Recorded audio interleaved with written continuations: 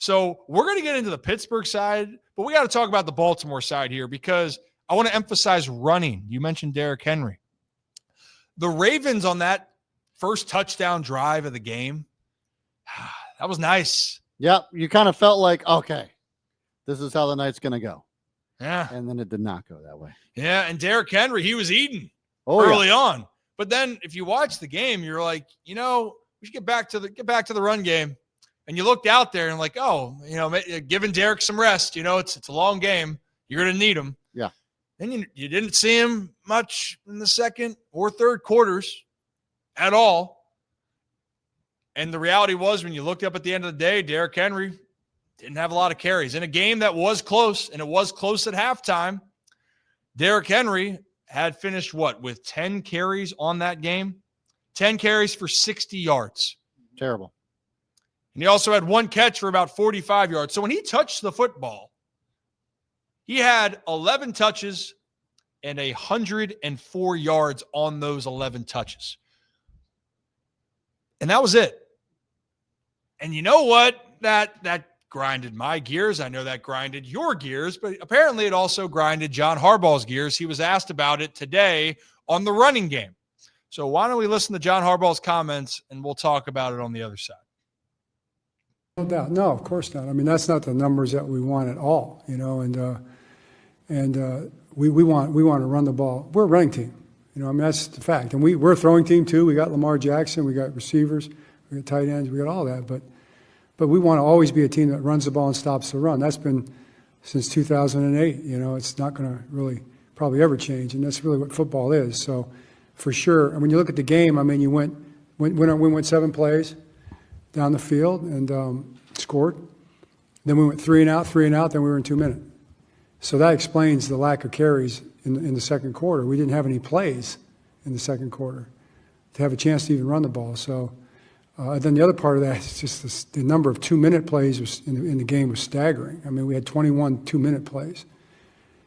That's way too high. And when you have that many I don't mind 2-minute plays at the end of the half. I'm not real fired up about 2-minute plays at the end of the game. That means you're trying to, come back. And so we had 7 or 8 2-minute plays at the end of the half, and we had, 15 or so at the end of the game because we started 2-minute at the 9:38 mark of the fourth quarter. And that explains the play distribution as much as anything. It explains the carries as much as anything. So the circumstance of the game took us in that direction. So in the first half, and if you watch the game, the Bengals did have long drives. Yep, they chewed up. Chewed up clock. So to that point, that is a fair thing of long drives. The Ravens didn't sustain drives. But I think the bigger part here is just the usage of Derrick. And I think we're realizing that Derrick's impact is not just that, yes, he's a force when you hand him the football. His one catch on a screen or a check down proved when he gets in space. And actually, Jason Garrett was on the call for NBC, and he talked about saying, actually, Derrick Henry, not a in between the tackles guy, which he's great at, but when you get Derrick in space, that's when it's terrifying. And for whatever the reasons were, he only got 11 touches. He was on the field for 40% of the snaps. That's the lowest of the year. Yeah.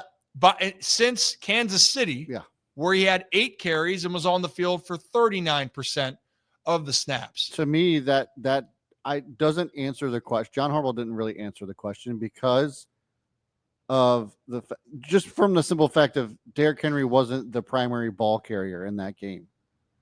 I understand. Look, hey, we don't have all the time. We got to throw the ball as much as we can. Okay, fine. But then how come Derrick Henry didn't run the ball the most times out of all the running backs on the depth chart? And why? Right, and on that game too, and just to give you more context, which is just a very strange situation. Keaton Mitchell had 2 carries for 19 yards and a touchdown, which that felt like the team was getting back into it. Yeah. Ali was getting a lot more run as kind of the Justice Hill type of role. I think the bigger part for me is this is crazy philosophy here, and see if you can follow me, Zach. I like when your best players get involved. Yeah. And find a way to get them the ball. They make plays. Regardless of the circumstance. And I know Derrick Henry isn't a third down back, but I wouldn't mind Derrick Henry being in on more third downs. I think the element of surprise when Derrick's in the game makes your team less predictable.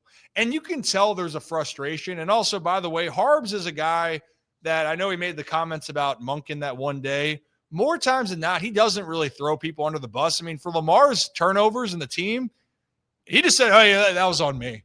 That was on me." Which was crazy. John, it wasn't on you on that. But, appreciate, you saying that. Takes accountability on the one thing that's like, no, that wasn't on you. Yeah, actually, that was not. And that's the thing. Here's where this comment just kind of makes me frustrated, because it's the same thing that we've heard multiple times this year. Every time Derrick Henry doesn't get involved, and just to a criminal amount, didn't get a single. I don't even know if he was in the game in the second quarter. I think Ali and Mitchell got almost every single snap because of it. Is when you ask John Harbaugh about Derrick Henry's usage, and he acts like, one, he's not the head coach who in the game can be like, hey, let's get Derrick the ball more, or that he's just hearing it for the first. He's like, wow, 10 carries. Yeah, we should not be doing that. We're gonna have to get. It's like was your headset broken when was Derrick? I know you got some big guys in the linemen out there, but like, Derrick's a big dude. You should be able to miss him on the sideline. You should be like, hey, Derrick, let's get Derrick in more. Let's hand the ball to him more. Just feels like I'm so tired of this. Like, oh, well, it's 3 and out. It was, 3 and out the next 2 drives. They were 3 and out because it was horrendous play calling where you didn't give your best player, Derrick Henry, the ball. And you have Pat Ricard back there too. I mean, you got 600 pounds of beef and you can't push him through. Like, what's going on? So the other snap count here, Ali had 48% of the snap count or snap percentage in this game. Yeah. And again, makes no sense. And the part is, were the Ravens trailing? Yes. But honestly, you take away how that first half ended. If you guys remember, it was the tuck rule doesn't exist anymore. Lamar, the ball slips out. It's going downward. They call it a fumble. The Bengals get a few more points. Yep. Overall, guys. Zay Flowers got a bullshit offensive pass interference call. And so two touchdowns taken off the board for this team.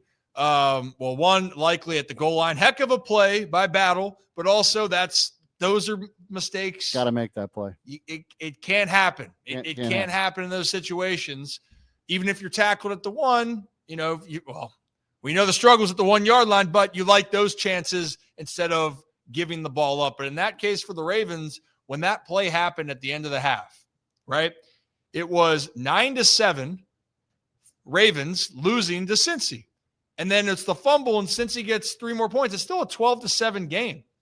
And then the Ravens, after Cincy scores, they come right back and score very quickly. And then, the Bengals put another score up there. And that was finally when the defense kind of caved in a little bit. I thought the defense played well in the first half, especially after the turnover, and they stopped them at the goal line. You're like, this is it. They're going to turn it around. Too many turnovers, though. Too many opportunities. They wore down. And when Hudson made that catch on Kyle Hamilton, you went, oh, sugar. Hell of a play. You ain't feeling good about what could happen. And then the deflections, they fumbled late in the game. But watching the Bills game, Josh Allen, if you watched it, he didn't play a fantastic game at all. But you know what their offensive coordinator said? We're better when James Cook gets the ball. We have to run the football. Let's try to make less mistakes than the other team, and I think we're going to win this game. And Josh, we know what type of player Josh is. I think the Ravens know what type of player Lamar Jackson is. Yeah. But your identity, and I hear what John's saying, your identity needs to be to run the football. I think the silver lining here with the Ravens, the Steelers did lose. If you can establish the run and commit to the run, especially, one thing that kind of is puzzling me, I know Lamar says he's 100% healthy and he scrambled more. I still don't think he's 100% healthy. No. And he's not they're not going to say it. They're not going to playing like it. But you know how you help your quarterback if he's not healthy? You run it. I think I texted you this on the first play of the game for the Ravens. I thought that was brilliant. Under center, heavy package, play action, and Kohler runs down the seam because everyone's like, we got to stop Derrick Henry. Yeah. And that's where the Ravens can be explosive. playing off of the run, but not the other way around. So I'll be curious how they handle this because Pittsburgh now is coming to town. They're not feeling too good about themselves, well, at least the fans. If we thought people in Baltimore were pissed off, I haven't heard Pittsburgh Steelers fans that mad. I think since I've been alive, they were chanting "Fire Tomlin."